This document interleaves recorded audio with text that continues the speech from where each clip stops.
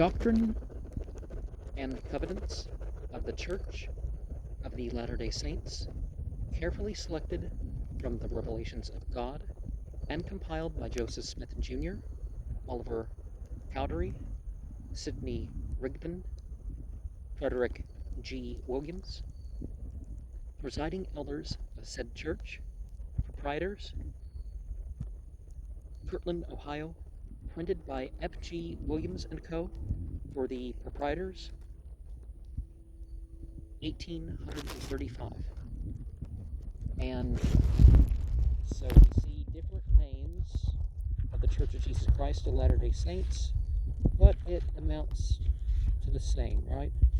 Because it was the Church of Christ, the Church of Latter-day Saints, and finally, before Joseph Smith died, we had the Church of Jesus Christ of Latter-day Saints, but it amounts to the same. And what is meant by God, I'll leave it up to you. And they would have copyright secured according to law, because of course a church would want authority over its own texts. There are fair use rules, even considering that, so there's a lot more leeway when it comes to religion. Preface. To the members of the Church of the Latter-day Saints, dear brethren, we deem it to be unnecessary to entertain you with a lengthy preface to the following volume, but merely to say that it contains, in short, the leading items of the religion which we have professed to believe. The first part of the book will be found to contain a series of lectures as delivered before a theological class in this place, and in consequence of their embracing the important doctrine of salvation, we have arranged them into the following work. The second part contains items or principles for the regulation of the Church, as taken from the revelations which have been given since its organization, as well as from former ones. There may be an aversion in the minds of some against receiving anything purporting to be articles of religious faith, in consequence of there being so many now extant.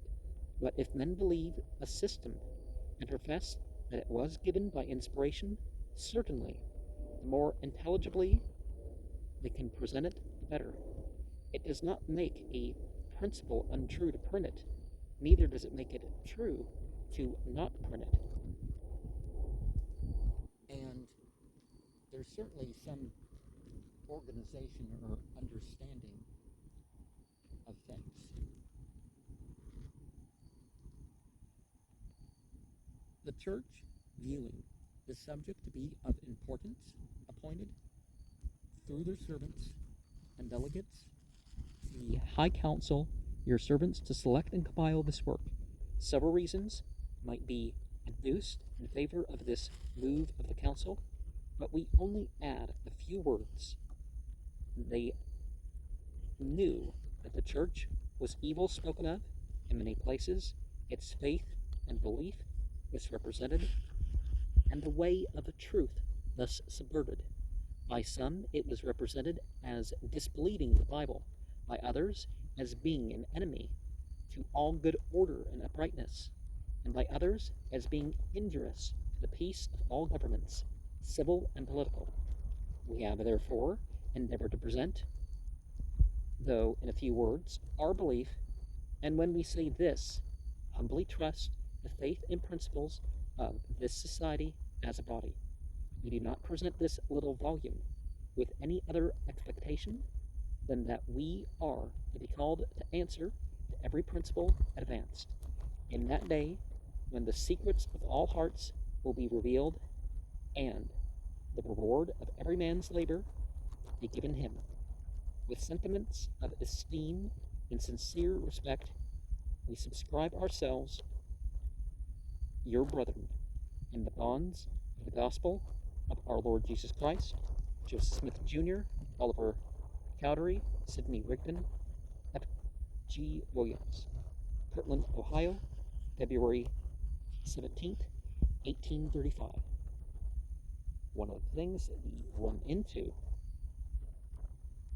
is usually the Baptist and charismatic groups that claim inspiration, that claim revelation,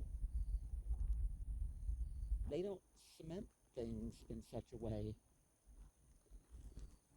that you can be sure that they haven't gone back and forth and changed their mind and conflicted more than they claim to have conflicted. Now, they usually don't claim to have been conflicted, but you know what I mean.